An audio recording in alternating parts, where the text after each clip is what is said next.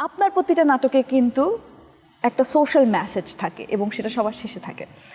এইটা কি আপনার এটা ইচ্ছাকৃত? আমার ইচ্ছাকৃত। আমি ভেতর থেকে চিন্তা করি যে আমি একটা নাটক করছি, যে এটা নাটকটা একেবারে শুধু নাটকই হবে, কিছুই থাকবে না পরে মানুষের মনের মধ্যে। এই যে তোর মনের মধ্যে এটা রয়ে গেছে, এইটাই আমি মনে করি যে আমার মানে কি বলবো, এটা লাভ বলো যাই বলো আর কি। এটা এই যে এত এত সেক্টরের কাজ আপনার,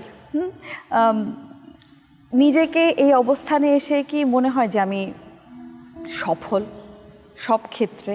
আমি সব ক্ষেত্রে সফল কখনোই না। ওটা তো আমি তো মাঝে মধ্যে বলি যে জ্যাক অফ অল ট্রেডস। এত কিছু করতে ইচ্ছে করে, করতে মানুষের তো আমার মনে হয় সব কিছু করতে ইচ্ছে করে। তো আমার মনে আছে আমি যখন প্রথম একটা গল্প লিখলাম অনেকদিন আগে, কোন পত্রিকা বেরিয়েছিল, তখন একজন লেখক আমার বন্ধু তখন আমাকে ফোন করে বেশ একটা গালাগালি করেছিল আর কি, যে তোমাকে সব কিছুই করতে হবে, এমন কোনো মানে আছে? আমাদের জায়গায় তোমার ঢোকার দরকারটা কি? সে কিন্তু খুব রেগেই বলেছিল আমাকে। তো আমি তার যথাযথ উত্তর দিতে পারিনি, কিন্তু আমার মন যখন বলছে আমি কিছু লিখি, তখন লিখবো। ভালো হতে পারে, খারাপ হতে পারে, এটা তো আমি জাজ করার কেউ না।